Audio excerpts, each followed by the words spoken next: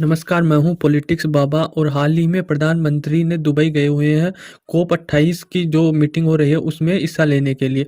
उसमें भारत के प्रधानमंत्री ने एक सुझाव दिया है कि जो ग्रीन क्रेडिट है उसकी योजना की घोषणा करने के लिए कहा गया और बोला कि जो हमारी क्लाइमेट चेंज हो रही है और काफ़ी प्रॉब्लम आ रही है उसको सॉल्यूशन करने के लिए हमें एक योजना लानी पड़ेगी। उसका नाम ग्रीन क्रेडिट है। इस योजना का मतलब शुभारंभ करना पड़ेगा।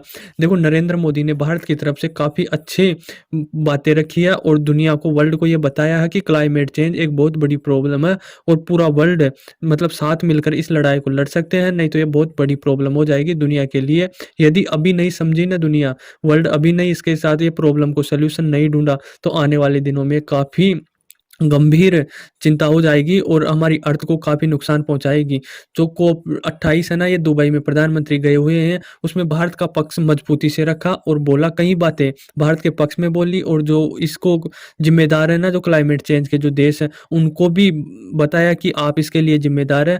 प्रधानमंत्री ने ये बोला कि हम विश्व की 17% जनसंख्या भारत की है, पर जो उसमें कार्बन उत्सर्जन है, वह सिर्फ़ भारत 4% करता। यानी वर्ल्ड में जितनी भी पूरी जनसंख्या ना 8 बिलियन, उसमें से 17% हिस्सेदारी भारत की है, पर जो कार्बन उत्सर्जन है उसको हम इतने कम करता है, सिर्फ 4% है। होनी तो हमारी कितनी चाहिए? 17% जनसंख्या है तो 17% ही कार्बन उत्सर्जन करना चाहिए हमें। पर हम पर्यावरण को मानते हैं, पर्यावरण के बारे में सोचते हैं और कहीं जिम्मेदारी से, कहीं तरीके से हम इसके साथ मतलब जो भी कम हो सकता है ना कार्बन, जिस भी प्रकार से, उसको हम बार बार कम करने की सोचते हैं। भारत के प्रधानमंत्री ने यह भी कहा है कि हम 2030 तक 45% तक कार्बन कम करने की एम रखे हैं और ये हम पालेंगे, क्योंकि हम इस लक्ष्य को पहले भी 11 साल पहले जो रखा था हमने, वो 11 साल पहले ही हासिल कर चुके हैं।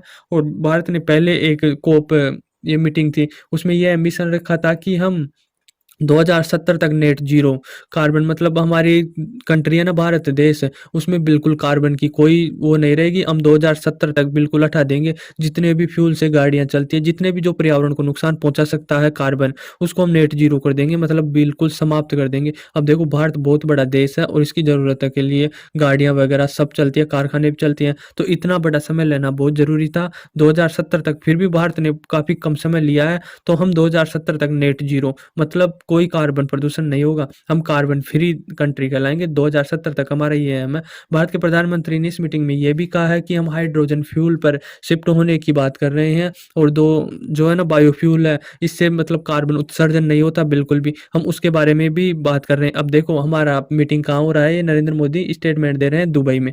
जितने भी खाड़ी देश हैं वो सारे पेट्रोल ये बेचते हैं, तेल ऑयल बेचते हैं सारे। ओपेक वहीं का पूरे देश है ना, ओपेक, वहाँ सदस्य हैं पूरे वहाँ पर इस मीटिंग में भी। तो नरेंद्र मोदी ने ये बोल रहा है कि हम तेल से हटकर, जो आपका ये कार्बन निकलता है इन तेलों से, तो इनसे हटकर हाइड्रोजन और बायोफ्यूल पे शिफ्ट हो जाएंगे। तो अब ये देश भी सोच रहे होंगे कि हमारा तेल कौन खरीदेगा, आप इस प्रकार की टेक्नोलॉजी ले रहे हो।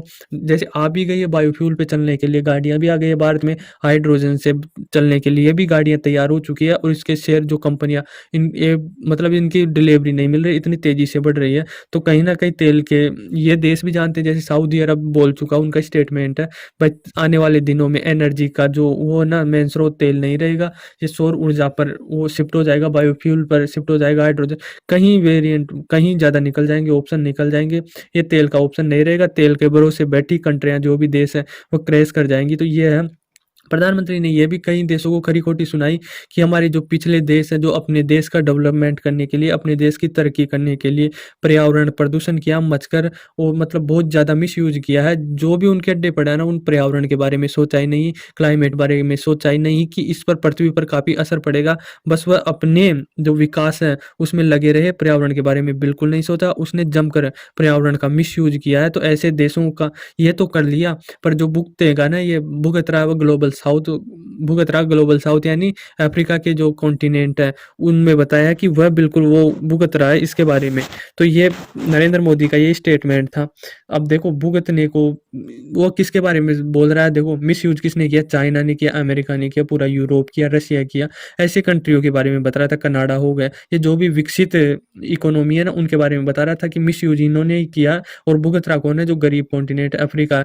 तो भारत ऐसे डरा नहीं भाई, इतने देश हमारे लिए क्या बोले। बोलेंगे नहीं। जो ज़िम्मेदार है, जो क्लाइमेट चेंज के लिए जो प्रकृति का जमकर मिसयूज़ किया, उसके बारे में भारत खुलकर बोलता है। भारत ने ये भी बोला है कि यदि आपने मिसयूज़ किया है, चलो ठीक है, पर आप जितना मिसयूज़ किया है ना, उतने ही शेयर देने पड़ेंगे इस क्लाइमेट चेंज में। जो भी शेयर आपके पाती है, मतलब हिस्से में आते हैं, वह आपको देना पड़ेगा।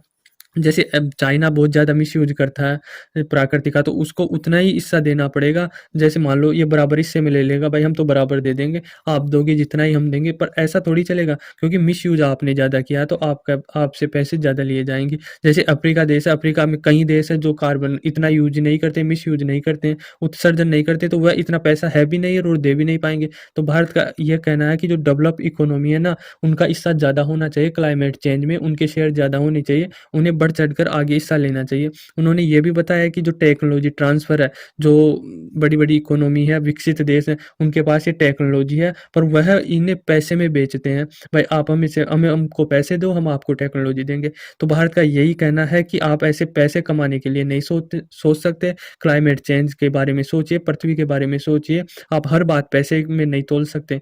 तो आप ये फ्री में या जितने इसका अमाउंट बना है टेक्नोलॉजी, उतना पैसा ले सकते हो, बाकी अन्य नहीं कमा सकते हो। और ये जो भी विकसित इकोनॉमी है, ये जमकर पैसे कमाती है, इनको कोई मतलब नहीं होता क्लाइमेट चेंज हो, जो गरीब देश मरे तो मरे, क्योंकि इनके पास टेक्नोलॉजी है, ये तो बच जाते हैं इससे, क्लाइमेट चेंज से। जो भी इन पर असर पड़ता है तो इतना नहीं पड़ता, पर गरीब देशों पर इसका बहुत असर पड़ता है। तो प्रधानमंत्री नरेंद्र मोदी ने इनको साफ-साफ कहा है कि ये बहुत बड़ी समस्या है और इसको पूरा वर्ल्ड मिलकर ही लड़ सकते हैं, इससे अकेला और एक देश नहीं लड़ सकता, क्योंकि एक देश फैलाने के लिए भी ज़िम्मेदार नहीं है, क्योंकि सभी देश कार्बन का उत्सर्जन करते हैं, तो सभी देश इसे मिलकर लड़ेंगे।